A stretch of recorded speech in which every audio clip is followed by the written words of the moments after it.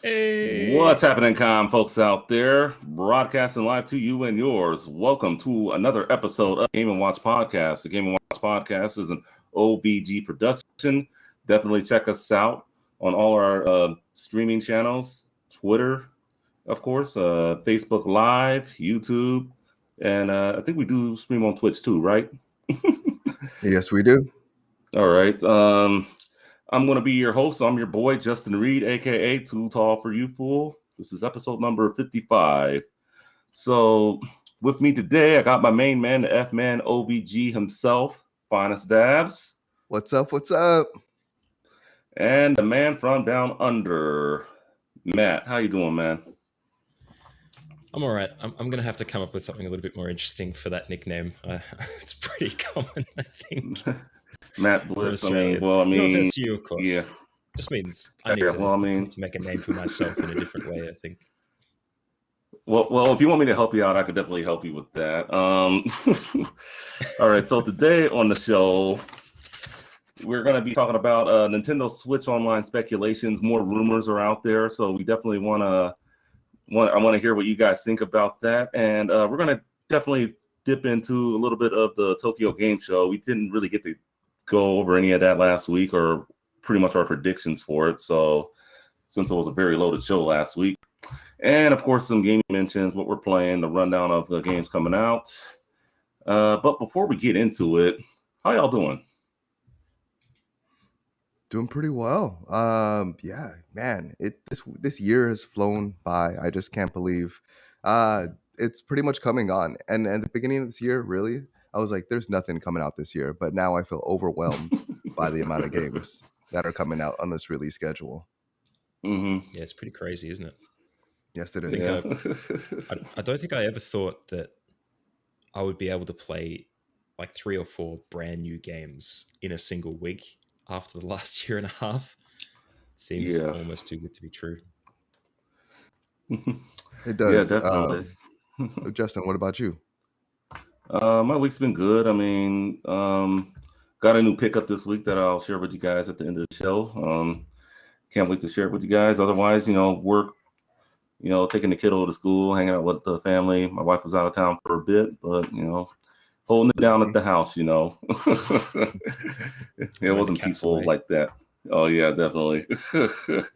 All right, so see if you can guess this game. Not a trivia question or anything like that, but name me a game where you could first play as the princess, where the princess was a playable character. The very first game where the princess was a playable character. Wait, the first game ever? Yeah, like the first game ever. Well, I think it'd be the first game ever, at least for what I'm thinking. Finance, any guess? Wow. I'm thinking like just a Mario game, or like a Donkey Kong style game. All right, you're getting warm. You're getting warm. What about you, Matt? Just name me a game. Clue. All right. Super Mario Brothers 2.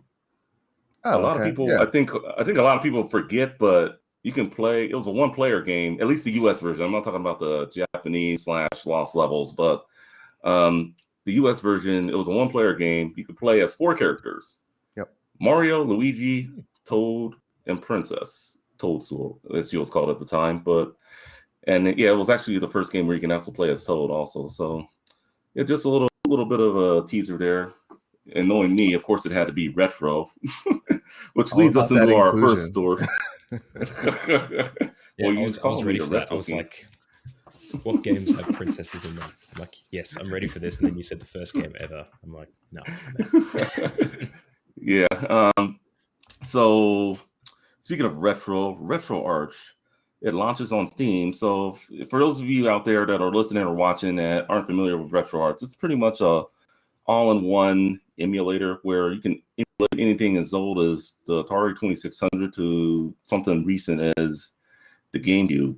It launches on Steam. So RetroArch or RetroArch, I guess it's either or. I just call it RetroArch. If I'm saying it wrong, just let me know. But um, it's a pretty good tool. I mean, I use it when I emulate on my POS i5 that I use here. But the fact that I think it's coming to Steam is great because I think it just gets to a wider audience now. I mean, it's popular on Android and iOS, but I mean, coming to Steam.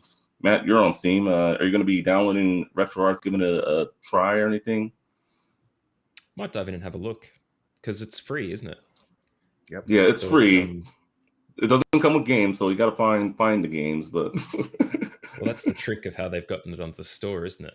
There's no compromising material in the application itself, which means they can actually distribute it on Steam without a problem.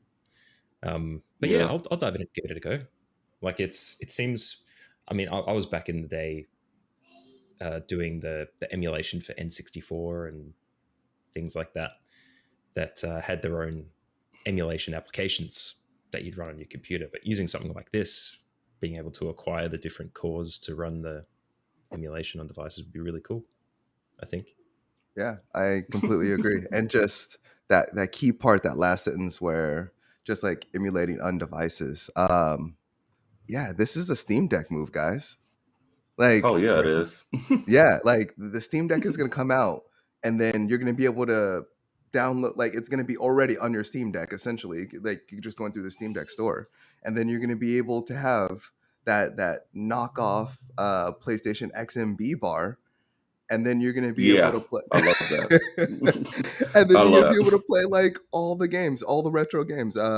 It plays PlayStation 3, Xbox 360, Wii, original PlayStation, 3DS, Game Boy Advance games. You're gonna have, of course, you got to go find the games, but I mean, you're gonna have access to everything right there on top of your Steam library. And this is the first time, like, RetroArch is the way I pronounce it, but whatever. Is this is going to be the first time where it's on a platform, like where it's like kind of like built into a platform, like it's already baked in and ready to go. So this is such a Steam Deck move.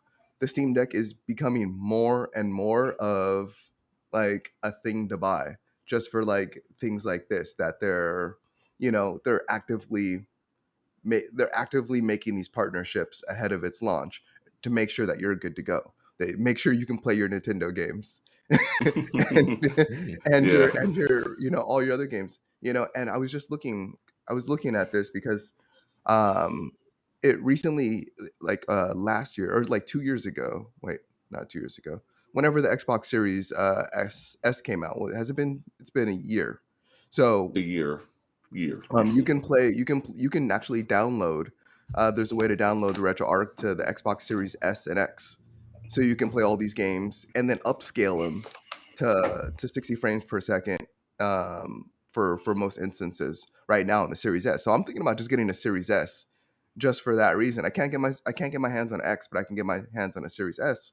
So I'm thinking about just buying that, getting the RetroArch, and then being able to play all these extra games that I have to find. And Mm. then yeah, and then when the Steam Deck comes out, I mean, this is gonna appease so many people that already do this, and for those that don't like download emulated games or download emulators, this is gonna make it easier for them to do that. So I mean, this is kind of a win-win for every gamer. Sorry Nintendo, sorry PlayStation, but It's all in I have one. I got two questions for you guys though, based on that front. One of Hmm. them you'll be able to answer. The other one, don't know, might be the wrong crowd, but we'll see. The first one is that I know Nintendo has been incredibly litigious with being able to access dumped versions of their games on the internet. I know there was a site a little while ago that was sued, and then they settled on an agreement where they'd pay a subscription to, or something like that. I can't even remember. But is it still relatively easy to get Nintendo emulated games that would work on something like RetroArch? I believe so. www.google.com. Okay, question answered. That was So the on best the, answer, Justin. That was great. it would be really interesting to hear how people go about this and what actually happens with it, because RetroArch as a platform, they're not going to be monitoring that stuff, because with emulation, it's up to the user to decide whether they want to infringe on licenses or not. But if Steam is running the application, is there going to be monitoring processes in the background there that might pick up on whatever you're doing as a user? Is it going to feed information back to Valve that they're going to have to act upon or be implored I, to act upon? I It's don't interesting. think so. I mean, well, I know you'd be using it within the Steam application. Now you can use RetroArch already on your computer, like I do, Hmm. but since it's from Steam, that is a good question. But I mean, I think it'd be the same thing if you're using it on your Android device, right? Like if you Yeah, download it off the Android store and I think if you tried to go after Steam, you'd have to go after everyone. And I yeah, don't think Hmm. Nintendo's prepared for that battle. no, Because Yeah, you know, that's what I was going to say. by knocking it out by knocking it out of Steam, I mean you said a heavy precedent, where everyone's Hmm. going to have to comply to unwritten rule that doesn't exist, and so they would have to write the rule. And then There's definitely a case where the rules catch up to the ethics, like what oh yeah, we can yeah, always do before we ask ourselves if we should do. But with corporate stuff like, people protecting their intellectual property, is that an actual ethical question? Or when simulate a Famicom on your yeah, device, but it's a game protected by Nintendo or something like that, are you actually infringing on that copyright? It's a very interesting question, I think, and one that will yeah. just persist for the entire length of time. But I was just and I, curious what your guys' I thoughts think were. so. Well, I think you bring up a very good roundtable topic if you ask me. I mean, I could really talk about this all day, quite frankly, but Hmm. we only got so much But time. before we move on, the Yeah, second yeah. question, very quick one. Um, Mhm. with emulation on devices, you've said that it's on a number of products already. Is Yeah. there like a sub community where the superpower users are concerned with the certain types of hardware that works with something like RetroArch?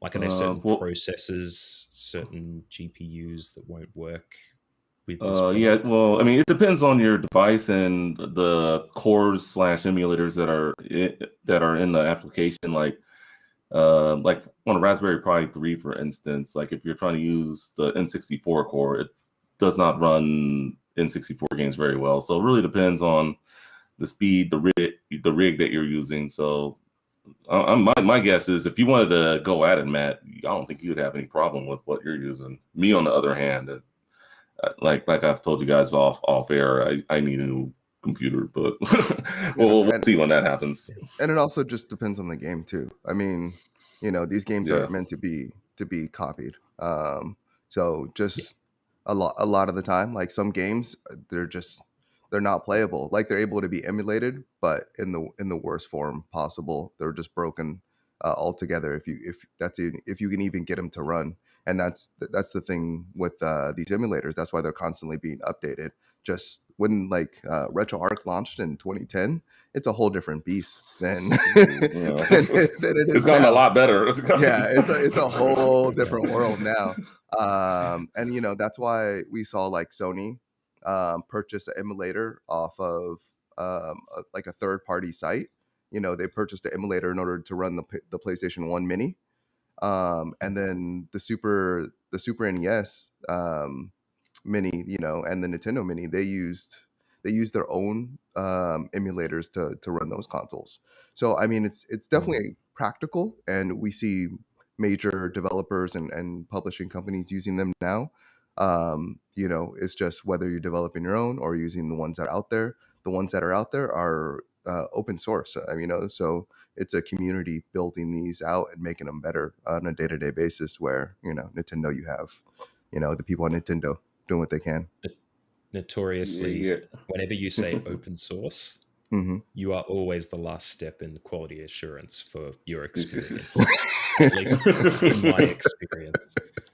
This is true. Yeah. Yeah. Anyway, I mean, I find it funny that we'll go back to Sony just for a minute and we'll move on. Just PCSX Rearmed, which is also a core on RetroArch. Yeah, that's what they use on the PS1 Mini, which I thought they could have did something better than that. But if that's what they want to do, like open source. So Yeah. moving on. A YouTube duo finds vintage games up to $100,000. I guess from when I was reading this article, they went to a house, like a hoarded house, and they found a bunch of video games.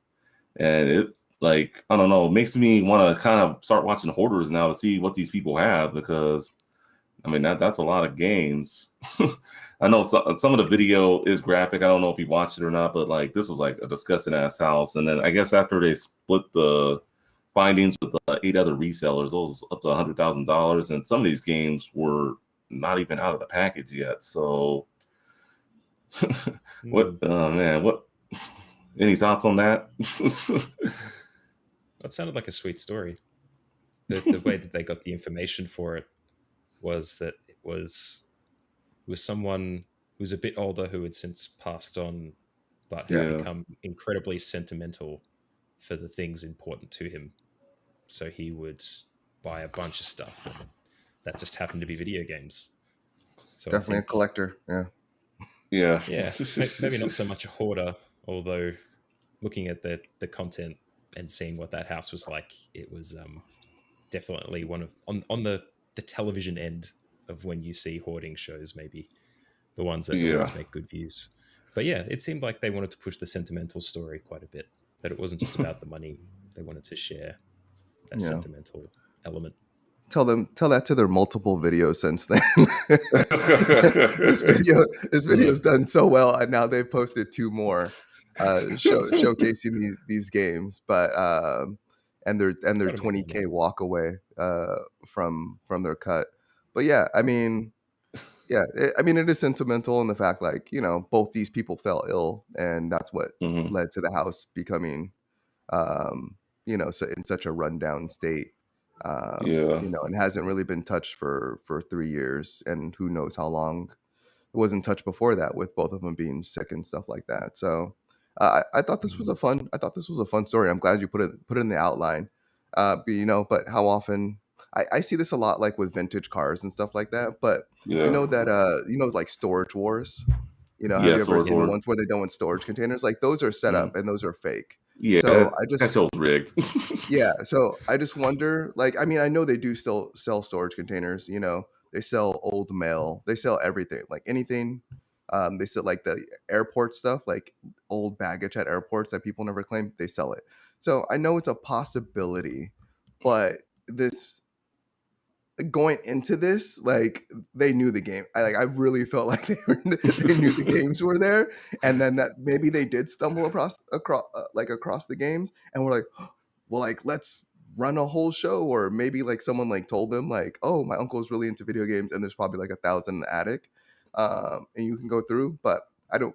The way it came across, like, everything was a first time. Like, we're just going through this like house that's so run down, and and everything. I don't know. That Going pure ham. a little bit. Yeah. But that's just me being, cynical or skeptical or whatever. But So part yeah, of you thinks it's rigged and not rigged. So that's what I'm getting from you. I want to give them give them the benefit of the doubt, because whether or not, like, they made a ton of money off of these games. We do know that there was 5 resellers that they distributed the games to, and they all got a cut. And then the people that went to the house and everything, they took in 20K, and they didn't have to do anything. They just handed these games off for them to be resold. So and one of them, I believe the one of the people on the show, what's the show called again, Justin? I forgot what it's called. It was. Let me pull up real quick. It Just name of shows the you their show. marketing maybe needs to be improved a little bit. They got 20 grand for that now. Oh, cheap finds. Yeah, Okay, cheap cheap finds. So, cheap finds. Yeah, we'll yeah, call it whatever. It's not that important, but thank you. I appreciate it. Uh, no yeah, worries. no, I already forgot my point. It really does. Oh, I was just saying. I think they're related. I think this was a family Yeah, member. cheap finds gold mines. Yeah, that's what it is. Yeah, off one of the people of the show at that. So then that's why I want to give them the benefit of the doubt. It just sounds like all too convenient. How many of us are gonna really like go into this abandoned house somewhere and then find like treasure, whatever that treasure may be? You can't. It's illegal. Yeah, And there's another thing that just came into my mind was like there was these boys in Brazil that like did like they went into an abandoned house in Brazil and then they like found these cars, these like vintage muscle cars, and they were all like great condition, untouched. But the house was like really run down because no one's been there for years and years. And mhm. then they put it on their TikTok, and then they all got arrested. The boys got Just arrested. So you can't do this, for what, people. Like trespassing? PSA, yeah, for trespassing. Because people were like trying to find this house. Like after that, they're like abandoned house with car. Like I'm gonna go, steal whatever's on these cars or take a car. Like no one's using them. I'm gonna take them, but they were owned by someone, and the guy was Yeah, pissed. He's yeah. like everyone's seen my cars on TikTok, and now everyone's trying to find my house or get into my house, And it's not like anything was hidden on TikTok. Like it's like, oh, here goes the street address, and here goes the name, and here goes how the house looks on the outside, and has this architecture, and the door's wide open for you. But yeah, so PSA, don't break into people's houses, whether it Yeah, looks yeah, abandoned or not. yeah. Obey the law, folks. Yeah, we don't want anything like that. All right, so Xbox. They keep buying up studios, and now there's rumors that swirling around that they plan on buying another studio. So, um, I heard, I've heard many things that it could be Sega, it could be Konami. You guys want to conspiracize on what you think they'll buy if they're going to buy another studio, or you know, whether it be a big one or a small independent one. Um, any thoughts on that? Konami. Konami? Is there a reason that you're stuck with Japanese companies there? Or maybe Sega's not as Japanese as they used to be, but Yeah. Well, is there I've a heard reason Sega in the past. Okay. So I mean, yeah, that's. It'd But be yeah, very I interesting mean, if they did acquire any of those studios. I'd say I'm forgetting wrong here, but who is Death Stranding fellow Mm-hmm. oh, Yeah, Hideo Kojima. Kojima. Kojima? He didn't work for Konami, did he? Yeah, No, he yeah, he did. did. Yeah. He did. He did. Okay. All right. Yeah, Okay. yeah, he did. You Let's did. go Okay. full conspiracy theory mode then.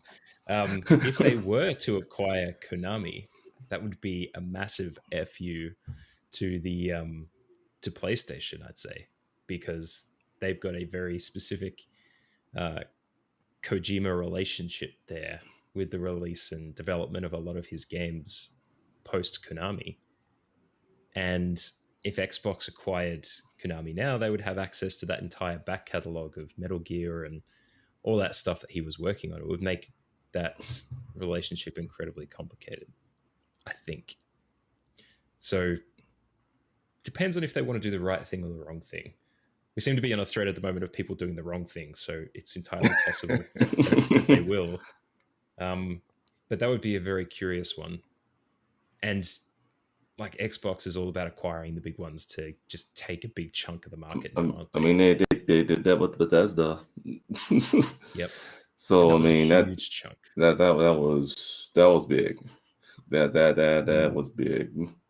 So I mean, And yeah. it So made it the could be value scary. add for was really big. So are we thinking about them like taking another developer or another publisher? Um, because Konami, while they do while they do video games, that's not like their prime thing. Like their prime thing is pachinko machines, and they're doing just fine, Yeah. like making like millions and millions and billions or whatever off I wanted to say developer, then casino games. So I mean, I can definitely see them like Microsoft maybe purchasing a a like a title, like they like I could see them purchasing a like instead of licensing like one of their characters or whatever, I could see them like maybe like purchasing like one of Konami's characters or something like that, because Konami has Castlevania, which is huger than ever right now with the Netflix anime series, and then of course there's Metal Gear Solid, which Konami's not doing anything anything with since Kojima left. In yeah, terms of what I think Xbox will do, I mean, I feel like Take Two maybe like could you like Take Two like there's like so many different divisions of Take Two since they've like yeah. Take Two. since they split up like all over the place and have like been gone under bankruptcy and then been bought and then like come back and everything. So I can see like maybe like a portion of Take Two being taken up. Uh Other than that, I mean, I'm not yeah, the Xbox is going to buy whoever they can. Like Sony right now, what I feel from Sony is they've been purchasing companies that they've had relationships with, in terms of like, hey, you've made this game like that was like started on PlayStation, or you made this game that has been on PlayStation several times and done well here. Like, let's take that a step further and either let me pay for your next game or put money into your next game and make it a PlayStation 5 exclusive, at least a timed exclusive, or let's make this partnership indefinite. And I do they feel like they're doing what makes sense to them. I think Xbox is really filling out their library that was non-existent last Mhm. generation. So they're looking to developers that weren't there. Like they have their shooters, they know that they have um, they have their flight sim, they have their racers, and they have more or less the RPGs. The RPGs haven't really been as successful, but now they own like the Western RPG market, But yeah, I think they're going to try to fill out their catalog, and I think a lot of that is going to actually come to pulling in the Japanese market, because they keep on swinging at Japan and keep on failing, just swing after swing. But yeah, That's a good I don't point. know. Yeah, I really don't care about like either way. Like, I mean, I don't want the market to be like four different like major companies that own every developer. Yeah, that wouldn't be. I mean, I still want to keep these third-party developers third party where we can. Like, I heard something a while back that Xbox was pretty close to acquiring Capcom, and yeah, I think that would be. I don't think them acquiring a publisher like that would be good for the business. Yeah, I couldn't see But that happening. I mean, because yeah, Capcom's already aligned with PlayStation, yeah. but So you know, that's why we got Monster Hunter World, and that's why we got Street Fighter 5, yeah, and yeah. But I've Mega also heard Man. EA also, but I mean, EA is just another one I couldn't see happening because just I think they want to get their games on as many platforms as possible. Whether it be a Madden game or a Need for Speed game. Just yeah, I wouldn't be able to see them doing EA. They're not really motivated to either. Their EA Play Yeah, subscription service thing is built into Game Pass anyway. So I'd say there's a handshake there that means they don't need to acquire them. Yeah, and it's also built well, into PlayStation also. So yeah. Any Oh, is it? thoughts on yeah. Ubisoft? Ubisoft, do you think they would do that, or Ubisoft God. is too big. Like, that's a lot of Also, divisions. That's a not there's not going to be a lot of people touching big companies like Ubisoft, maybe Blizzard, Activision, just because of the stuff that's going on at the moment. I think the last thing anyone would want is a PR nightmare, especially if there's going to be a big group of players who will boycott your platform if you do the wrong thing in terms of what they're talking about. Not to say that what they're doing is the wrong thing. If they do choose to boycott, they definitely should if they feel it's right. but doesn't mean Xbox is going to acquire a studio that's being litigated against for those reasons. Yeah, but I did a little bit of research when it came up in the show notes for us before this episode, and in June there were a few studios that were predicted to maybe be acquired. They were it was pure rumor, by the way. I don't think there was any founding to it, or they could have been acquired, and I just don't know. But anyway, Avalanche, IO Interactive, Crytek, NetherRealm, and Rocksteady were 5 names that came up a few months ago. Yeah. Now, IO Interactive would be interesting, I think, because they were previously owned by Square Enix, which would commonly have relationships with PlayStation for the most part, I think. But all the others, they don't have massive, I guess, market share of the gaming market. But something like Rocksteady would be great because that means you'd get all your Batman games that were previously developed by them. That's true. Yeah, very, very true. I mean, we'll just have to wait and see. I mean, I just don't want to wake up one morning and be like, Xbox did what? Xbox did what? Like, because that's pretty much the look I had on my face when I heard about the Bethesda acquisition. I was just like, damn. But I think F is right though. It's that Game Pass thing that's gonna be what they're looking to fill out a little bit more. So hopefully, after being entirely surprised and shocked, you might go, "Ooh, that means Game Pass is going to have some extra stuff on it now. That's good for me." Heck yeah. Yeah. All right. So good news. The new PS5 has no performance difference with the OG PS5. So that's good. That's good to hear there. Yeah. Look, it was inevitably going to happen. I mean, we speculated on this podcast about it based on the material that we saw, and opting for the original, I think we came to just because of the hardware available in it by comparison. Yeah.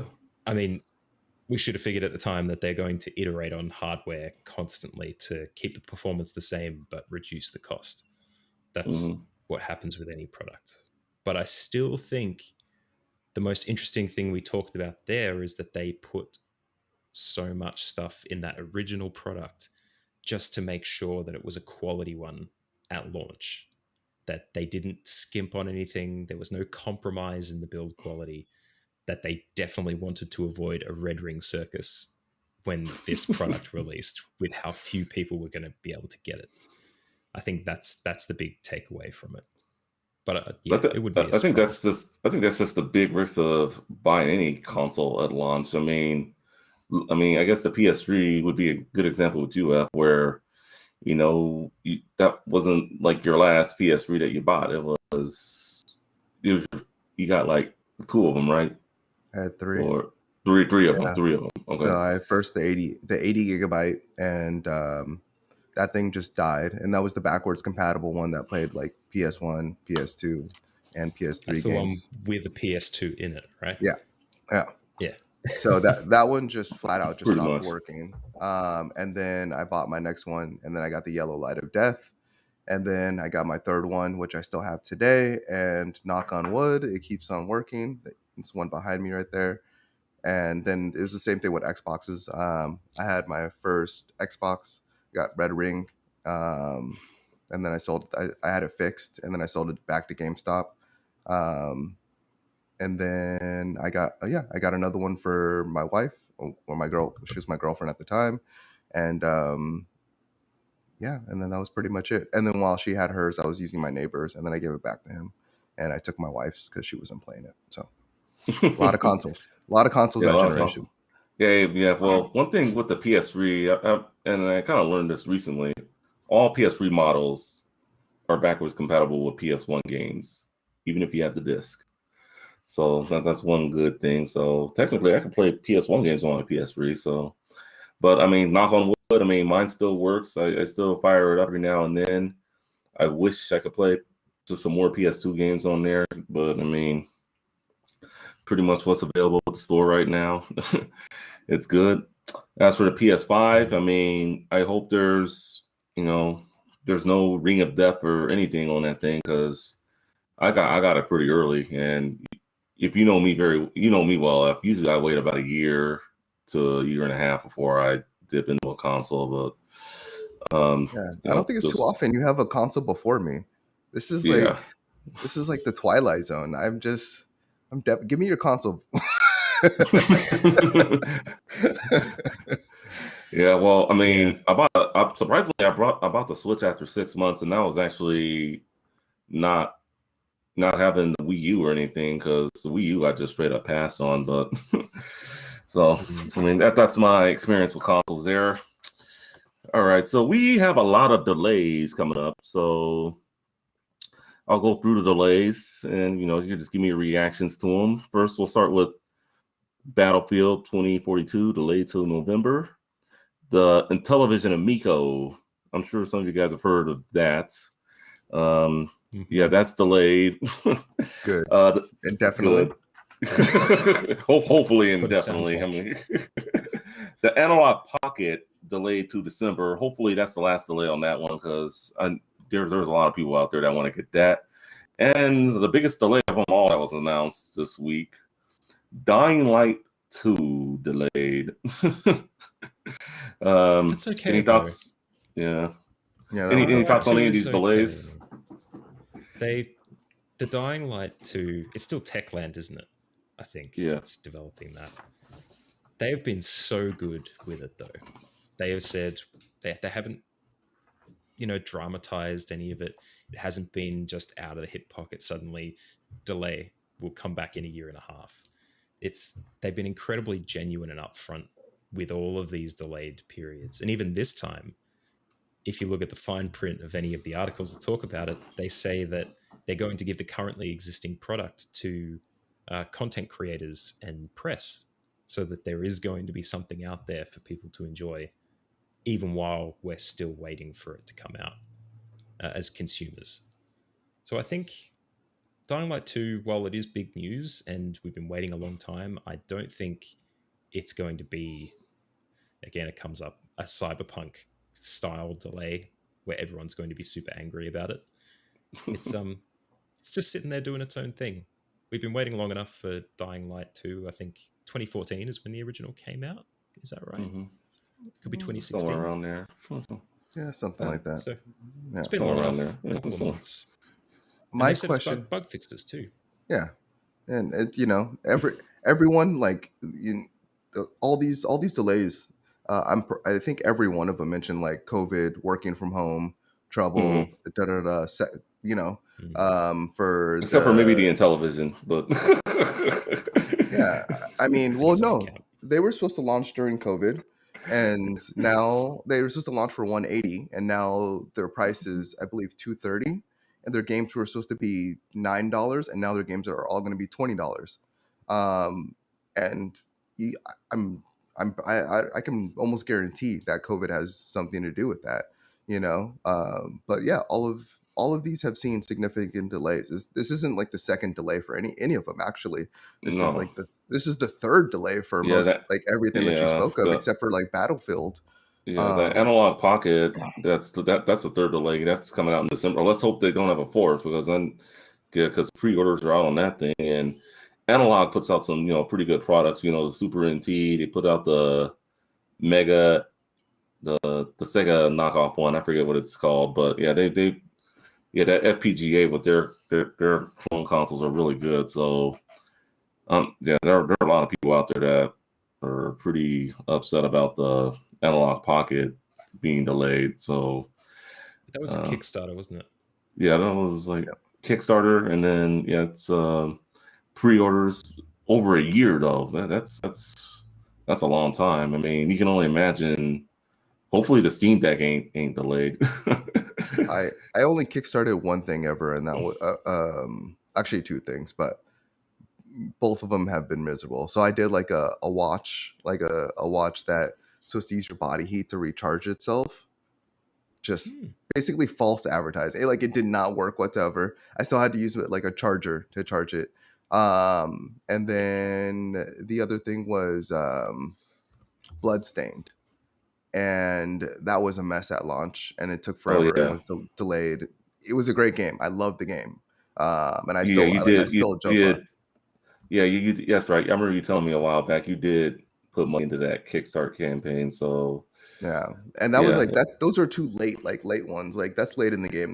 That's like 5 years plus after Kickstarter's been around. So I like figured mm. I was like, oh, maybe like the bugs and the logistics will all be worked out.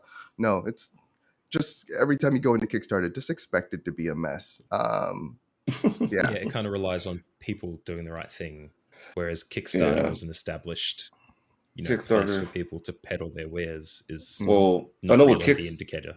Well, I know with Kickstarter you have to have like a prototype, whatever you're gonna do. Whereas like the other one, I think Indiegogo, you do not. So it's like just if you're gonna fund any of these public crowding, fund campaigns, just be careful. Just do your research on the people. Definitely ask questions. I personally would go with something with Kickstarter over Indiegogo. That's just my opinion. Well, I mean, Kickstarter is the important part Mm, that people will be uproariously against any kind of delay because they feel like they've directly contributed money to this thing, and now they're being jilted, kind of like an investor. And then that's why they put together Fig a few years ago that I don't think has worked out as well. But they've said very deliberately with the analog statement there that it's manufacturing delays. yeah, They're not yeah, withholding the product from anyone, and that it's only going to be until December when those products are expected to be able to come out again. yeah, but yeah. So it Once again, should be this is the okay. third delay though. yeah. The They said third delay. there was manufacturing on the second delay too. Um, But how so many COVID delays have they said? Like, when was the last one? Was it last year sometime? well, does the Uh, manufacturing delays have to do with COVID? Because yeah. they're developing these in China. So Mm, right now in California, like in the harbor, in the San Pedro Harbor, Hmm. there's like 100 ships off the port where they ship everything into like Los Angeles that ships all across the country. So yeah, I mean, it's partly trade and like politics, and then yeah. the other part uh is going to be COVID, because I mean China's not manufacturing the way it was, we're not Yeah. manufacturing the way it is, and you kind of just simplify it. You just, instead of saying like, here's the gamut of all the reasons, manufacturing issues, here you guys go, sorry. Yeah. Yeah, And I guarantee you the kind of product that they have to develop for this is going to use um, uh, foundries and CNC products and things like that other companies will want to use too. And I've got a bit of an affinity for mechanical keyboards.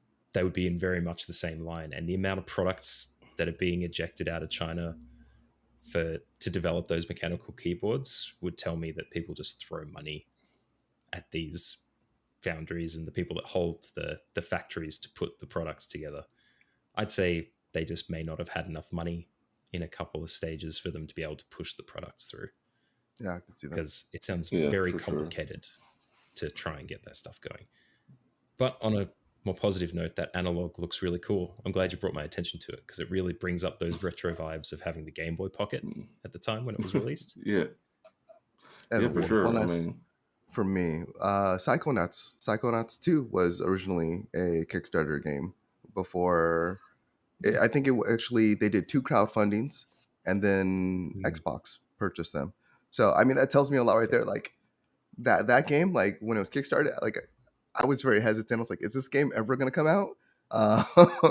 It did have a long pipeline, and then before it was purchased by Xbox, like, and had those resources and had that funding, like what would it have looked like today, and where would it have been? I think they have said yeah. explicitly we had the ability to push Psychonauts to where we wanted it to be because Microsoft bought us. Yeah. But I think they used Fig as well for some of their investments No, did they? Okay. to try and get the money for it. Yeah. But the last point on that, it was very trendy at the time to do Kickstarters too. You might remember when Shenmue 3 was Oh yeah. announced.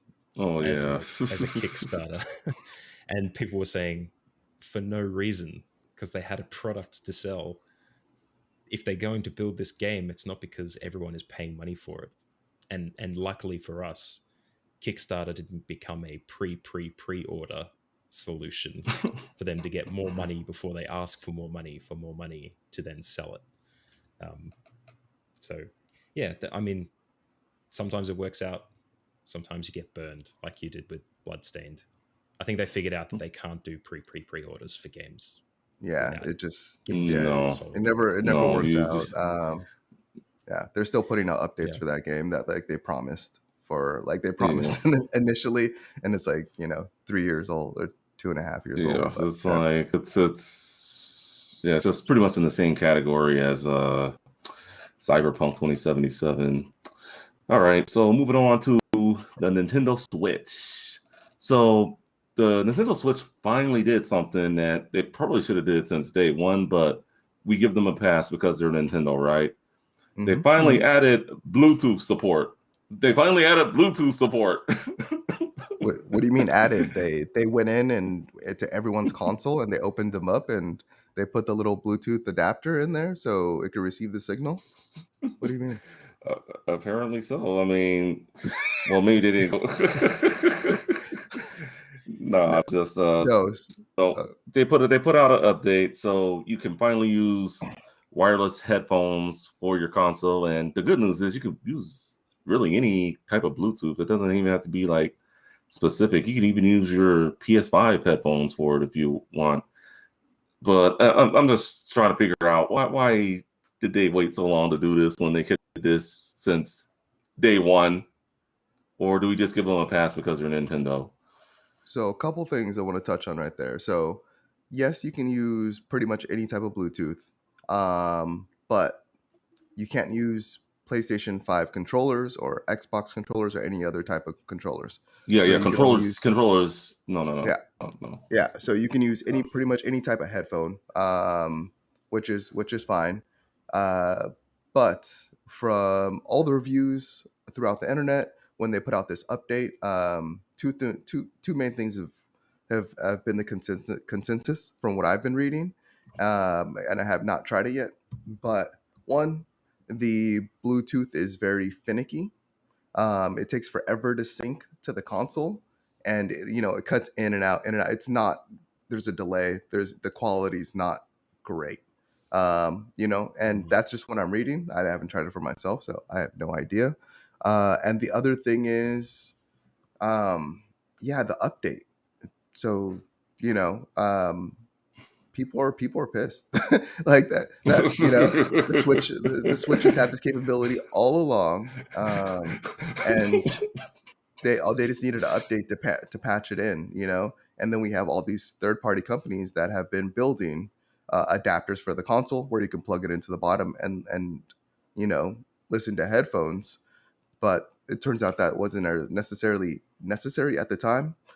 From my understanding, is it's Nintendo, since the Nintendo Switch's GPU is pretty small.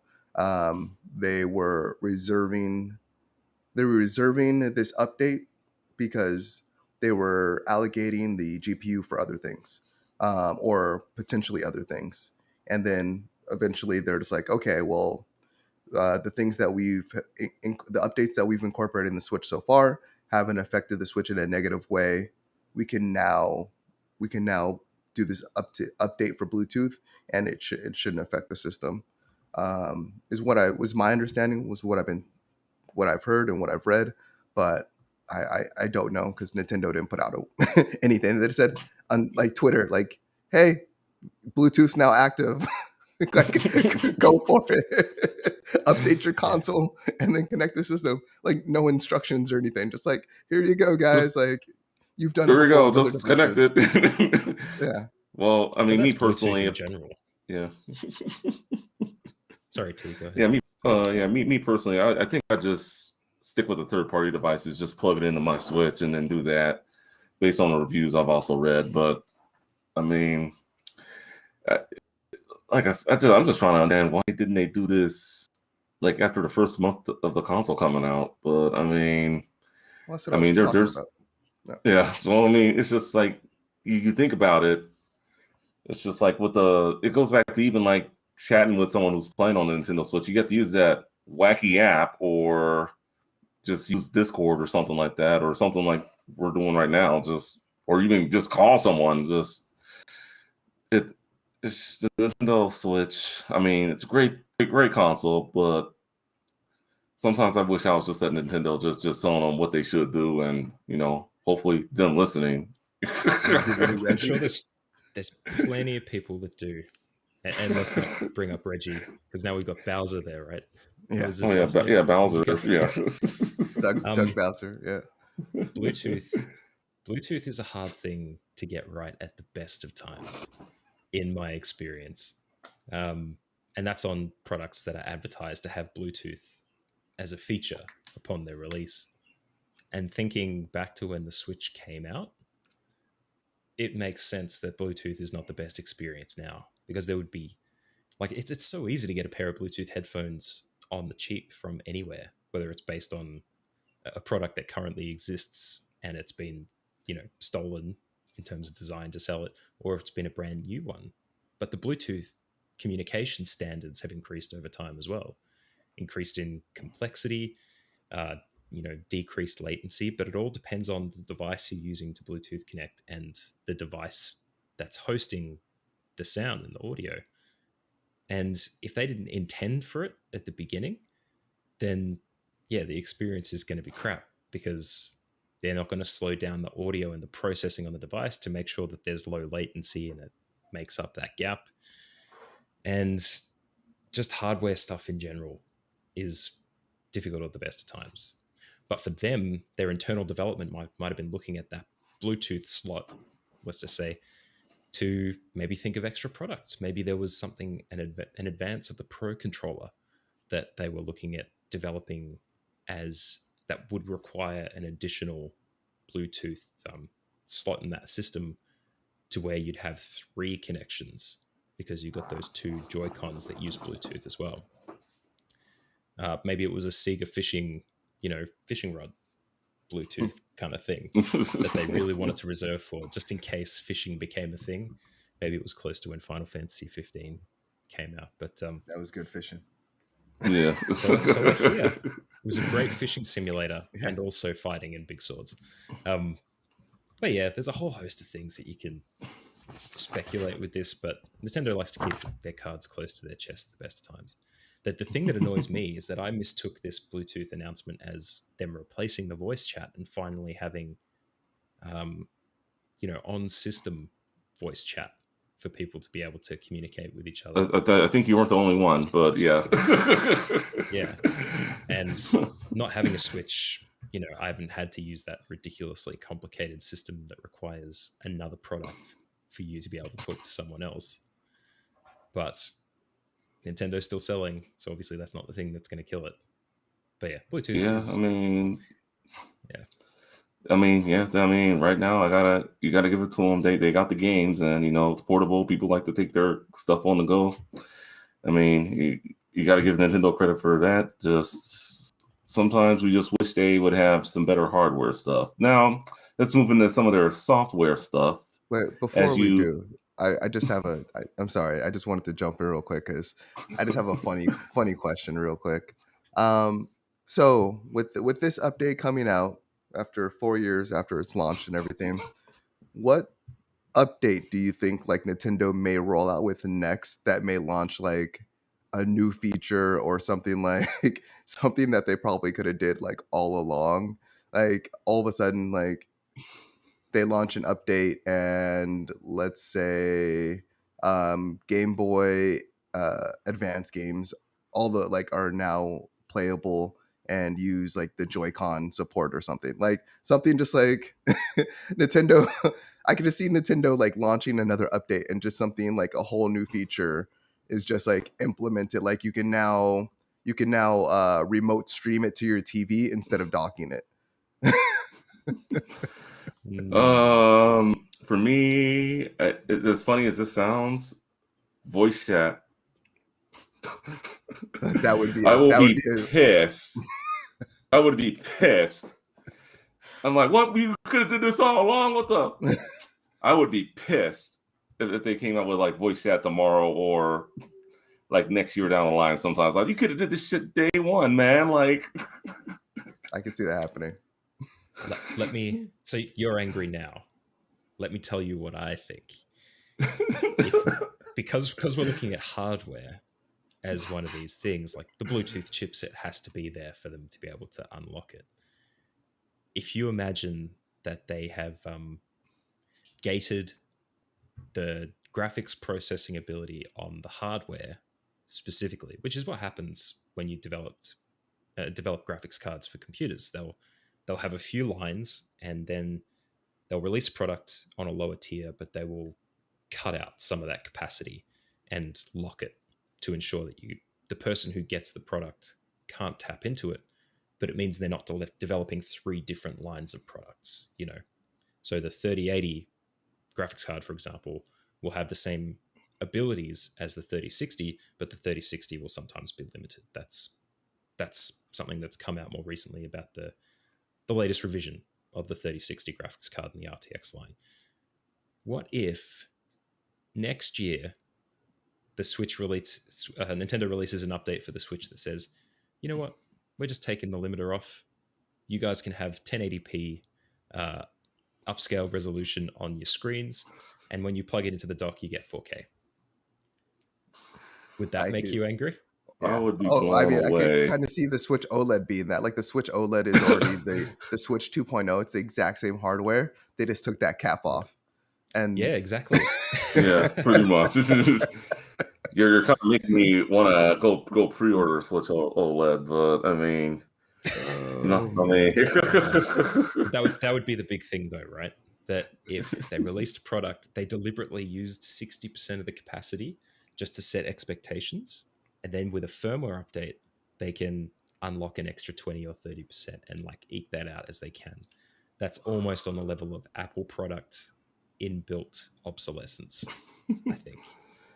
I can see that. Yeah, I can see it. I just had to ask. Yeah. yeah, I can see that happening. So It's fun to think about. So we'll stay on Nintendo for a bit. So we've been having a lot of rumors. According to a Nintendo insider, Nintendo 64 games are on the way, but it makes a few questions arise. If we do get N64 games, what is with this new trademark that they filed? It's some kind of controller? I saw the diagram when I was watching a YouTube video sometime last week, but it was it didn't look like a Nintendo 64 controller. So are they gonna really put out an N64 controller for you to play N64 games the way they were meant to be played, like NES and Super NES? Because I'm just gonna be honest with you, the N64 controller is the second worst controller I have ever used. I think the worst one would. I think the worst one would have to be the Virtual Boy. But yeah, so that's that's one of my questions. Another question is Nintendo Online Service gonna make like certain tiers? Because I don't think we're gonna be getting any more NES or Super NES games. Well, at least any of the good ones. I mean, well, we all saw the last SNES games that came out for the Switch Online Service, and let's be real. I mean, Finance and I grew up together. We they weren't the greatest of games. So I just want to know, what do you think? Do you think they will make a tier for the Switch Online Service, and do you think they're gonna try to recreate their Nintendo 64 controller? I think that's an interesting one. I didn't think about that. That maybe that controller design would be replicating the old N64 design. Look, it wasn't the best, but it was purely built to its function, right? Like technically you had 3 controllers there. You could go grip on the far left and the far right, or you could grip in the middle, or you could grip in the middle and the left and the middle and the right. Like there was a lot of variations there. And a lot apparently of I was always holding the whole thing wrong, because I'm sure you remember this back in the day, but I would always just grip the thing fine. That's like when I would play the N64, and just I have big hands, so it'd be kind of hard for me to just hold it with just the middle and the right side. Because your Yeah, knuckles yeah, would. yeah. I have pretty big hands, so I mean, even as a That's kid growing interesting. up, just so I mean, I guess I was always holding it wrong according to what some experts were saying, and it's just like, okay, they should have made it better. I mean, the GameCube controller Yeah, was a lot better when that came out. GameCube, one of the underappreciated consoles of all time, more popular now than it was back then, I believe. But I mean, yep. but look at the GameCube. I mean, people still use the GameCube controller, and I believe they use it more than just to play Super Smash Brothers. I'm just saying. The That was N64, probably the last of the more curious designs as well. Because I'm just remembering kind of loosely, because I never had a GameCube. I wasn't really a Nintendo console person, but that controller was kind of an odd design compared to what we still see today, right? Like the Pro controller and the Switch Joy Cons are built It was like very a much modeled off the Xbox controller, aren't they? That kind of style. so in regards to the GameCube, that was like a mashup of like the PlayStation controller and SNES controller. yeah, Um, you the know, buttons were a little funky, but for the most part, yeah, it yeah, was. I, I'm not a fan of that controller. Just not necessarily because the layout. It was more of the feel of the buttons and the controller itself. It felt very much like a toy. It felt like just cheap plastic. Buttons didn't feel there was no press to them. It was very clicky. Um, I don't know. It just the controller didn't feel good to me. But yeah, I'm sorry. I don't know what was the other question you had, Matt, or what was the other thing you were referring to? Honestly, I can't recall. Oh, I just okay. kept thinking about the N64 controller and how weird that thing uh, was. But yeah. it's Oh go no, go ahead, for Rick. it. No, you go ahead, please. Oh no, I was just gonna say the N64 controller. I don't mind if the Switch emulates that controller because it's an optional purchase. Hopefully. Hopefully, yeah, uh, Yeah, you should know, be. yeah. So I mean, comes with long as you're Bluetooth. oh gosh, that would Oh maybe. boy. uh, but yeah, no, I mean, I wouldn't mind if they replicated that controller. I mean, long as it's an optional purchase, that's not requiring me to that I have to use in order to play those 64 games on the console. Um, you know, and I'm a little confused by this particular topic. So, do we believe like N64 games are going to come to the store? Are we talking about like an attachment, Oh or no, yeah, it'd be like the Switch Online, like with the NES and Super NES games that you get with your monthly subscription for the okay, Switch Online. So with the games that because it's only $20 a year. right? My bad, I should have been a little more specific. So do you think that they will make it like tiers now, like pay $5 more, or if they add Game Boy games or Game Boy Color games, they would make They're, it higher, or do you think they're keep the gonna price raise the it. same?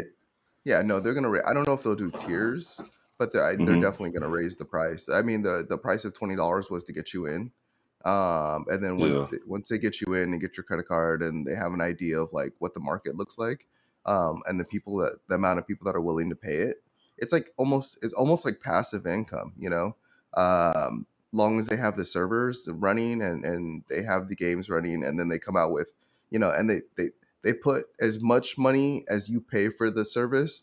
They're putting that much effort into the service. Like, you're not getting a ton of games like the PlayStation Network and Xbox Game Pass and Xbox Store. You're not getting like this aggressive, like, just flood of games. You're getting a very trickled amount of games given to you. And then we've seen some highlights on there, which have been great. We've had the not the Tetris, but the Mario uh, 35, Mario 35. Yeah, thank you very much. and And then then Tetris 99, and then the Pac-Man game. I yeah, hardly so play the Pac-Man game, but they need to bring back Mario 35. That was fun. I don't know why they would yeah, get rid of that. That's just just because it keeps you coming back. It's a reason. yeah.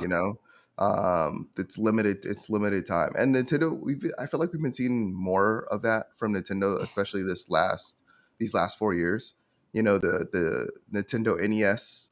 I'm sorry, the Super Nintendo NES Mini was limited time. The NES Mini was limited time. These games that they've put on the online network are limited time.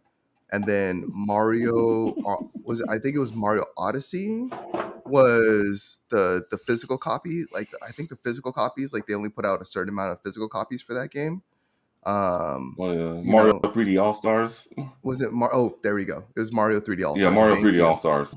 Yeah, so there's only a limited amount of copies, physical copies that they put out there. So Nintendo's definitely they're definitely like, I don't know, they're playing a game. They're definitely playing a game there where, they're kind of forcing almost a limited edition type of feel.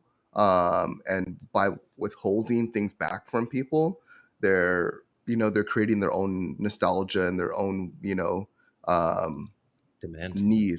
Yeah, demand, Mm-hmm.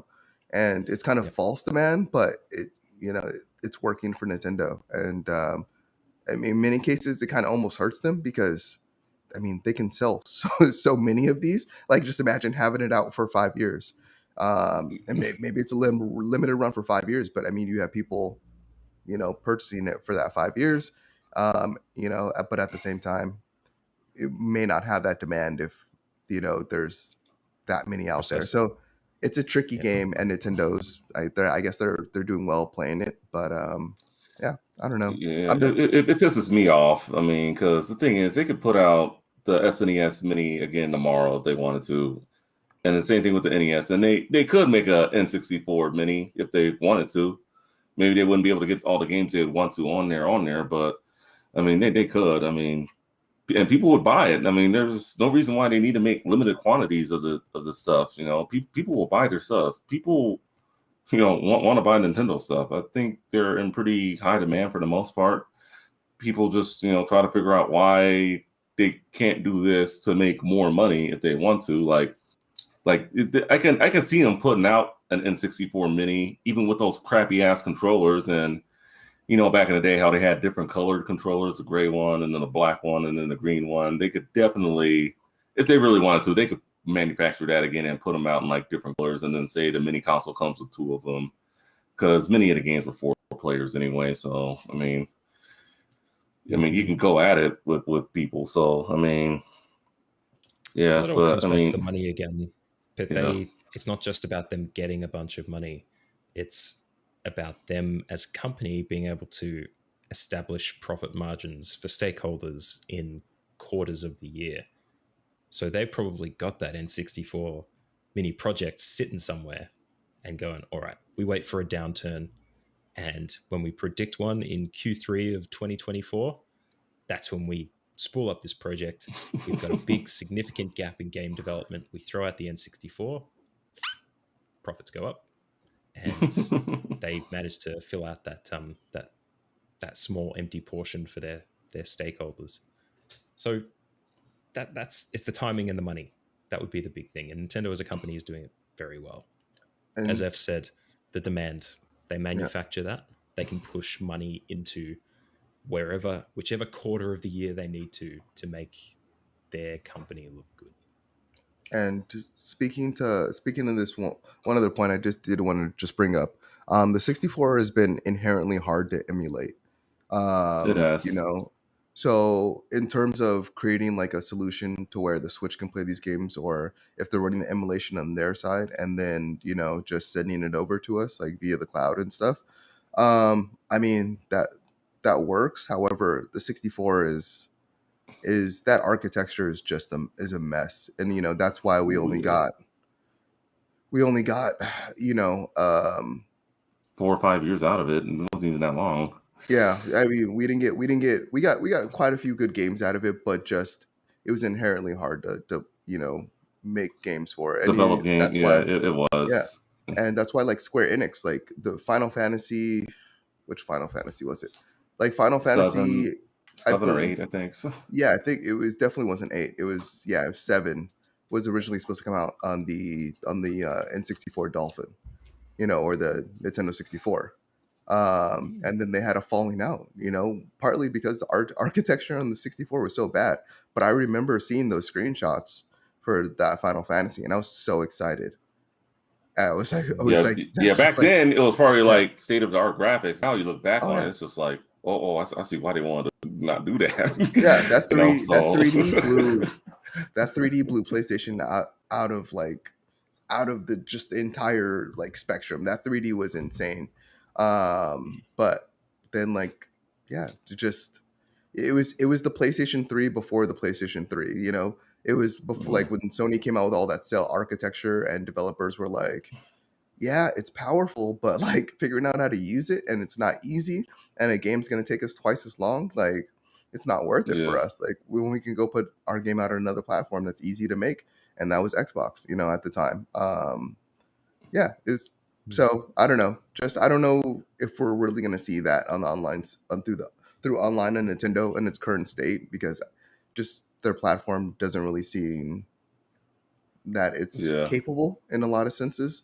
So we'll see. It's just going to be a wait and see type of game. yeah. Well, yeah, we'll have to wait and see definitely. But before we move on to the Tokyo Game Show, any N64 game you guys would like to see on there if they were to come? Just anyone? Pokemon Stadium, please. That is a That's good one. purely, half an Pokemon hour. Snap maybe, or I would like to No, see GoldenEye, but I don't No. think we I said don't think stadium. Wait, I want Stadium, to. dude. How did you go from stadium to Snap? Not the same thing. It's okay Pokemon though, Stadium stuff is because not. Yeah. to be fair, Pokemon games in 3D at the time, it was not a thing. Like, now we've got Pokemon Unity, we've got all those great Pokemon products that are built in 3D environments, even though they are still top down. But Pokemon Stadium at the time was just, it was unthinkable that we could be in a 3-dimensional arena throwing out Pokeballs and actually fighting these monsters. And then Pokemon Snap came along as well, and it was still in that 3D environment that we enjoyed. So they both had their place, but I think at least for Australia, I can't say the same for the US maybe. Uh, Pokemon Stadium, Mario Kart 64, and Donkey Kong 64, and probably GoldenEye actually, were the main drivers of Nintendo 64 console borrowing from video stores and stuff down here.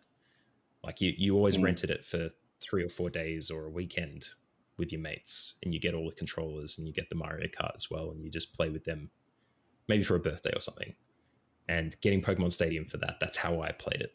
We borrowed a console, and yeah, a Stadium, man. Yeah, I could Give me see Pokemon, because the thing is, and you should know this too, because you had a Game Boy. I mean, Pokemon was just on the Game Boy. It wasn't on the Super NES unless you had a Super Game Boy to play it on the Super NES. So to just see them from one state to another, especially with Pokemon Stadium, because you could play the Pokemon Game Boy game with that little adapter thing that they had.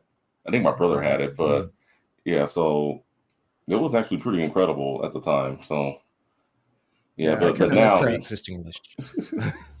I miss that old hardware where like they had, you can link consoles together, and you can link your Game Boys, and you had your Game Genies, and just like all these really cool just attachments to where, like I used to be the multi-tap king. Like, if you wanted to play like an 8-player game, like I had a multi-tap and as many controllers as you needed. Like I had like 10 controllers and like 2 multi-taps, and each one had 4, like, and then I had a memory card in every one, just because I'm over the top, but that's a different story. As far as games go, I mean, it's a it's a very unpopular decision, I feel like, because every time I tell people are like, kind of like, really? But Wave Race was my jam. Wave Race took me Classic. to another it was world. all Like, right. it In was my just so opinion. it was like almost like GTA of jet skiing. Like, you just like, so it was like, so they had like the free mode where you can just ride with the dolphins and go and just dive under the water, come up, explore the islands, and I loved that. Of course, going through rings and doing the races and everything was fine too. But I just love the free mode, and there's never been like a wave, like a jet skiing game like it since. It's just like I've never had a good jet skiing game. I never needed one, but when I played Wave Race at the time, like just for hours, I would just explore, and the water was so blue, and I would always love just like riding with the dolphins, and it was just like, why can't I like really? That's probably why I bought a jet ski. Like me and Walter, me and Walter went half on a jet ski, and it was no one Shout out ever Walter. frowned. Yeah, shout out Walter. No one frowns on a jet ski. No one's ever like, like Why'd you get me a upset. jet ski? Yeah, like no one's ever sad on it, and that's the feeling. That's the feeling I had as a child, playing Wave Race, and I want to play that game now. Can we just end the podcast right now? So I can, Yeah. we can finish. We can finish. Wait, do you have Wave Race or? No, I don't have it Yeah. here. I have the 64 here, but I don't have Wave Race. I'm gonna go You'd pick be it up. hurriedly getting RetroArch Yeah, and I'm gonna- finding an N64 core that works. That'll be your project for I'll this go evening. to I'll hit up one of my retro gaming stores near me, see if they have Wave Race, and I'll definitely I'm send sure it I to can you. find it. Yeah. Well, let me know. Okay, so final topic. Tokyo Game Show starts next week. Any predictions? Anything you want to see? I know we wanted to talk about this last week. We got the time. So anything with the Tokyo Game Show that you guys want to discuss or that you're looking forward to, perhaps? I'll have to leave it to you guys. To be perfectly honest, I haven't really followed the stuff that comes out of Japan, and all these game companies I tend not to follow too much. Square Enix would be the only one that I would want to see what's happening there. But the Japanese market, I tend not to hit too much. So I'll be led by you. What do you guys think? Let's see. So first thing I'm thinking of, Tencent. I feel like we're gonna get a Genshin Impact, expansion or a new DLC or new area. Genshin Impact has just been a phenomenon. It's been a beast, and considering like all the microtransaction-y type of, I don't know, I forget what you call it, but all the microtransactions and stuff that they kind of push towards you, it's not that bad, especially like considering like for the diehards that like play like every day. Of course, like they probably purchase, but for your just like average gamer that jumps in, you can go like 40-50 hours into that game and not have to purchase anything or not even be offered to purchase anything. And now it's cross-platform between all the consoles and PC and your phone. So now you can just like play. You can pretty much play in it like everything. Genshin Impact, definitely see something there. From Bandai Namco, that's a tough one. They just have that's so pretty many. tough. They have like Maybe so another many. Dragon Ball Z game, maybe, or something. Yeah, I wouldn't even see. They have so many like games that I don't understand how they make it. Like the One Piece games and the Dragon Ball games that they make like aren't like revolutionary by any means. So I really don't know from there, but yeah, I don't know. Let's see. I'm gonna think of some other stuff. J man, what are you thinking?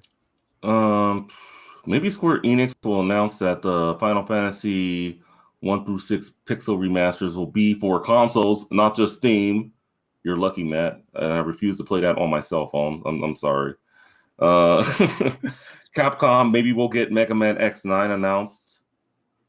And I know I was reading an article that Sega and Atlas are coming out with a new RPG type game, but I'm really thinking Sega is going to announce another Sonic game. So, I mean, we'll just have to wait and see. And, I can't wait for the show, to be honest. I know it's going to be a jam-packed episode, but we definitely will be talking about everything that goes on. So, Yeah, Matt, it looks again, last. Oh no, What I were you was just saying? gonna say, looks like they've updated some things on their site. It looks like Grand Saga is gonna be there. Mi Hoyo is gonna be there, which is a great. I know they do mobile games, which I love. Trying to think of the game offhand. It's of course I can't remember it when I need it, But they do some great mobile games, so I'm actually excited to see what they. Oh, no, not Genshin Impact. Anyway, but yeah. Also, Ubisoft is going to be there. And then yeah, I wouldn't be surprised if Square Enix announced something about Final Fantasy. And Arc System Works is going to be there, which is known for like their wonderful fighting games. So maybe we do get Dragon Ball Fighter Z. Maybe we get a number 2 or like some type of offshoot of that. You're finally saying it right. Dragon Ball Fighter Z. Oh yeah, because it's supposed to be fighters. Yeah. So Dragon Ball Fighter GT. Ooh, that would It be had all those interesting. characters in it. Yeah, it does. Yeah. But yeah, I mean that's pretty much all I got. I don't have anything too surprising. Oh, Sega. Maybe we'll see Street Fighter 6. Not Sega, You mean Capcom. Sorry. Capcom. Yeah. Maybe we'll see Street Fighter 6. Yeah. Yeah. Well, yeah. I know we wanted to talk about it last week, but again, we just ran way over time last week. So, yeah, I just want to touch back with that. So, the release rundown of the games coming out this week. We do our best to not leave any game out. So, I know some of these finalists had mentioned last week coming out on the 21st. Kingdom Bridge of Spirits for the PS5, PS4, and PC. Shelter 2 for the PC. World War Z Aftermath for the PS5, Xbox Series X and S, PS4, Xbox One, and PC on the 21st also. Pokemon Unite coming to iOS and Android. You also got Diablo 2 Resurrected, excuse me. Diablo 2 Resurrected coming to PC. Ember for the PS4, Xbox One, Switch, and PC. MechWarrior 5 Mercenaries for the PS5 and PS4. Sable for the Xbox Series X, S1, and PC. Death Stranding Director's Cut for the PS5. Dragon Ball Z Kakarot for the Switch. And Lost Judgment for the PS5, Xbox Series X and S, PS4, and Xbox One. Any games on this list that interest you guys or that our audience should check out? One thing okay, I'll start. Okay. You jumped in, Jay, man. That's all you. You jumped in there furiously. Okay. Yeah. You were very polite, so please have the floor. No. Ember looks pretty good. Just putting out the fires. I put a trailer in the Discord earlier today, but yeah, that looks interesting. Kind of, I don't know if you ever played Fireman on that Super NES or PS1. Kind of reminds me of that game a bit. As someone who talked about Power Washing Simulator and being a big fan of that, I'm sure I could commiserate with a fire whatever emergency services simulator that's actually good for a change. Yeah,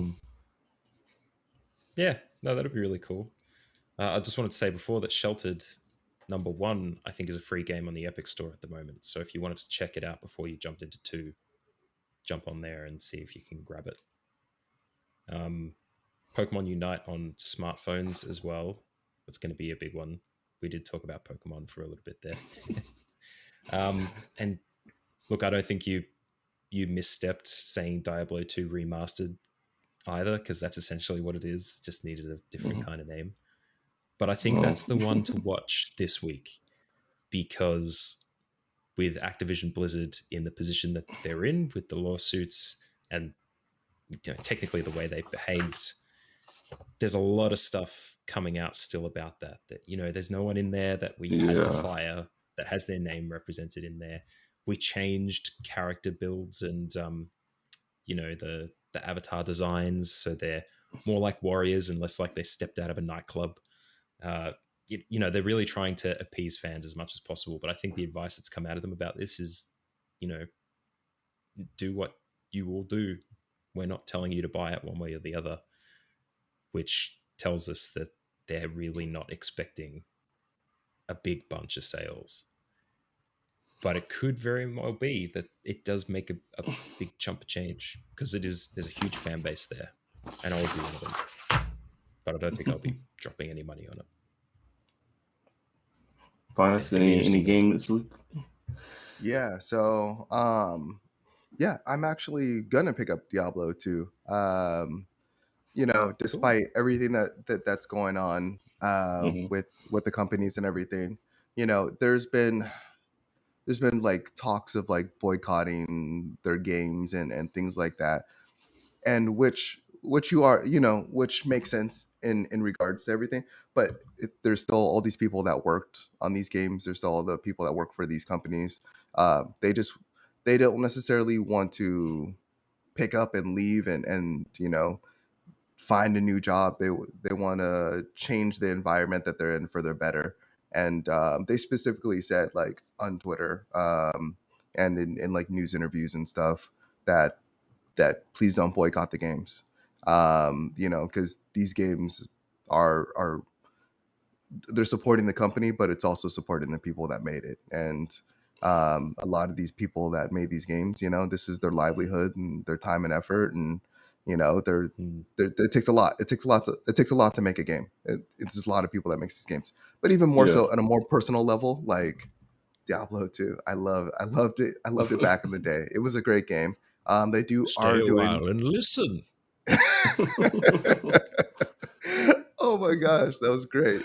And yeah, it's just nostalgia, and it speaks to my heart. And I think it may have been like the first like dungeon crawler, like that, like I really played on the PC. It didn't work It's very. the first one that had real market share, I think, that hit consumers, because Baldur's Gate was still a big one before Mm, Diablo 2, I think. But yeah, you're right. Diablo 2 yeah, hits. and Baldur's Gate was after Diablo 2 for me. Like, it might have been out at Mm. the time, but my friend introduced me to that later, and it's still just the aesthetic didn't touch me like Diablo did.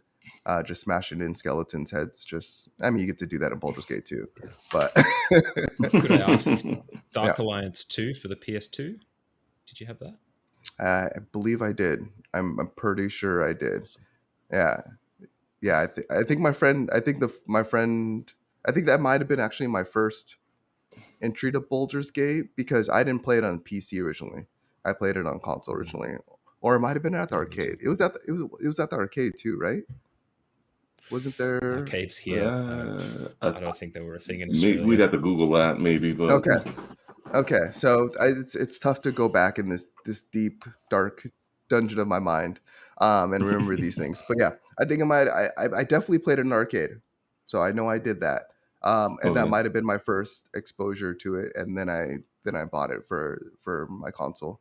Um, Mm. I don't know if it was PS2, but we'll just say it was. And then the other Yeah. thing, of course, Kena Bridge of Spirits, which I went to go actually to pick up this week. And I was Oh, like, right I was on. like, I thought it was out. Like, I was just like, oh, I'm gonna go pick up Kena and start that, and I'm gonna talk about it on the podcast. And then I found out, I was like, oh, I still have a couple of days left. And I was like, oh well. But I was surprised that it's not a full priced PlayStation game. It's only $40. And then I was like, oh, I'm definitely picking it up now. I thought it was gonna be like $65 for sure. So the Mm. fact that it's like $40, I was just like, really? I was like, I feel like this game looks so beautiful. It looks so clean. The mechanics look like they're there, and like it has Sony's backing. I just figured it would have been like a $60 game right out the gates. But I guess Sony bases that on developer, or maybe I don't know how long the game is. So I'm really curious to see why it's not. I guess I'll never really know, but I'm curious to get into the game and you know play it, because it looks wonderful. And it looks like it's a full game, and it looks like everything's there. So I'm really curious to why Sony and the developers fell on that price. Mm. Did Sounds either of you good, play Death definitely. Stranding? Oh yeah, I played it on PS4. Great game. I'm not getting the director's cut because I have a whole lot of other games to play, but Death Stranding, very, very good game. I love the choices you can make in the game. And then even playing the PS4 version on my PS5, it looked different than as opposed to when I was playing it on my PS4. So, Cool. I mean, Yeah, definitely. If you guys don't have a, yeah, oh, you didn't play, yeah. If you guys have a PS5, didn't have a PS4, yeah, definitely check out Death Stranding, the director's cut. You won't be disappointed. All right. So with that being said, the my favorite part of the show, what are we playing this week? Any takers? I have been playing a lot over the last week. Actually, I had to write a list down because I can't remember them, but I did finish Psychonauts 2. Very Yes. good. Okay, Definitely very well worth good. playing.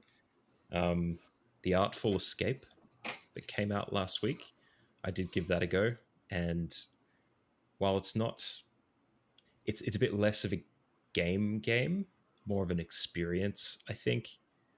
But it is well worth it. It's a very well designed game, and the music in it is excellent. Just being able to run through platforming environments and holding the X button to just shred guitar all the way through, really cool.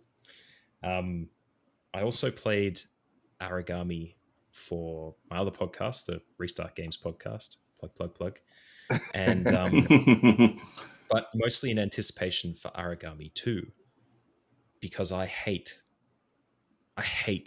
Origami as a game because they took shortcuts.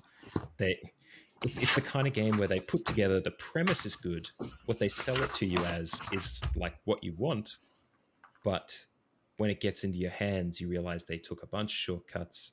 It's not as polished as you like. You can't jump. I think I said this last week, but you got a ninja game where you run around as a ninja and you cannot jump in the first one. I'm very glad to say that they fixed that with the new one, with Origami 2. You can jump, but you don't have the kind of shadow powers you did before, which means the traversal is very homogenous to all of the other games you can imagine. But there are still seams there, although I'm more willing to push myself through it. But anyway, Origami 2. That's what I'll be playing a little bit more of this week. No, I was curious about that when you said that because, yeah, I've definitely seen it, and it very much gave me those Tenchu vibes. So Yes. So if you're a Tenchu guy, if Mhm. like Tenchu Z on 360, I played so much of that. So much. If that's what hits for you, then Origami 2 will be the one that suits you a lot more than the first one. Okay. Don't even touch the first one. It's got no canon, no I won't. story links. Yeah. It hasn't. They have nothing to do with each other. They're completely different games. So yeah, jump into. All right, sounds good. See how that feels. All right, so just jump into two if you decide to get into it. Okay. Yeah. All right. What else are you playing, F? So wait, Yeah, what are you playing? that was the guitar game, Origami 2. Artful Escape, Psychonauts 2, and Origami 2. You have been busy. Yeah, if you've been. Yeah, man. Well, it's That's- because Game Pass. There's a lot of stuff coming out on Game Pass at the moment, and they're looking at releasing even more. Like September has been a good month for Game Pass. Yeah, I was reading. Jump in and have a look. Yeah, I was definitely reading some stuff. Definitely October seems to be loaded with Game Pass. Yeah, F, what are you playing, man? So I had a lot of attempts to try a lot of a lot of games. So for me, Dragon Ball Z Fighters, um, is one that they like PlayStation on the PlayStation Plus store. They had a sale for the third DLC character pack. So um, you got like Super Saiyan Goku with the God mode, Super Saiyan God mode Goku with the silver platinum hair, and then you got just more Dragon Ball Z characters from like the more recent iteration. You got Master Roshi, um, and you got a couple other characters. So I downloaded them, but I didn't jump in. I just bought the DLC pack, and I meant to jump in. But I also downloaded the update for No Man's Sky, so I can jump into that. That update took forever, so I didn't get to get into that either. And then I also was like, oh, Warframe recently, like maybe like 5-6 months back, they did an update. So I was like, oh, let me jump into Warframe. I tried to jump into that. That needed an update. So I was like, oh my gosh. So with like everything updating in the background. I played a lot of Hades. Good. Everything is now updated, and everything I want to play is now updated. And then I was playing one other game, and I'm trying to remember what it was offhand. Oh, did not play it, but I purchased the first Psychonauts, so I can finish that because I played that, and I probably only played that for a couple hours, and I just never got around to it, to finishing it. So I want to play that before I play number 2. And yeah, and then I played, just played Hades. So I updated and bought a whole bunch of stuff. Hopefully I get around to it, and I'll be able to give you more next episode. Is where I'm coming from. No worries. For me, so I turned on my PS5 this week, earlier in the week, and so I started going through some of the games I didn't play on the PS4. One of them, believe it or not, was Infamous. So I decided to give Infamous Second Son a shot. So far, so good. I'm not gonna lie, it's a pretty good game. I'm liking it a lot so far. Other games I've been playing is Mario and Luigi Bowser's Inside Story for the 3DS. So far, that's a documentary for how Bowser became the new head of Nintendo. I guess so. Well, I mean, they're playing inside his stomach, so it's fine. it's a pretty joke. Move on. Yeah, it's all good. Yeah, but yeah, I'm playing that one, and then Finance, you're gonna be mad at me, but I think I chose my racing game for 2021, Cruising Blast. The Triceratops riding game that you mentioned last week. I had to pick it up, and so far so good. I haven't played too much into it. I played like maybe 2 or 3 races, but it's a fun game, definitely. I may have played it only once in the arcade. I haven't really seen it all around all that much, but I mean, if you love racing games, you'll love it. It's very fast action, very arcadey style. And I'm just kidding you, Finance. I will still pick up Hot Wheels when that comes out. I'll even buy because I know. What's that? The Hot Wheels Unleashed. It comes out at the end of the month. We'll probably run it down 30th. Next week on the it comes out at the end of the month. But yeah, definitely, we should probably all get in on Hot Wheels if you ask me. But I don't know. But I'm buying it day one. So you're buying it day one. Hot Wheels. Yeah, man. I was on a buying spree. Like there were so many games that I wanted like this last week, and I was just like going through the list, and I was like Diablo, Kena, I was just like going through Hot Wheels. I was like, oh my gosh, because I'm not gonna play Call of Duty or Battlefield when it comes out. I'm not gonna, I want to play Halo. But Halo for me and probably Forza. Halo for me and probably Forza. Forza Horizon 5. I'll definitely jump into that when that comes out in November. But yeah, right now, I mean, getting my racing picks with Cruising Blast. Definitely check it out, people. And yeah, we'll get Hot Wheels. You should get it too, Matt. Yeah, we'll all race together. You got a PS4. It's on Game Pass. I'm in. Yeah, I'll have to dust off the PS4 at some point because when God of War comes out and all these PlayStation exclusives come out, I'll be crossing my fingers that they're still on PS4 in the case I can't get a PS5. But there's still some stuff I want to revisit on that console too. It's just been away for a little while for me. All right, folks. So that being said, episode 55. I guess we'll just put it in the books now. For Finest Stabs and Matt Bliss, I'm Justin Reed, aka Too Tall for You Fool. Thank you for listening and/or watching the Game & Watch podcast. We hope to see you next time. Thank you all. Bye now. Take care. Stay safe. Bye. Later. Stay a while and listen.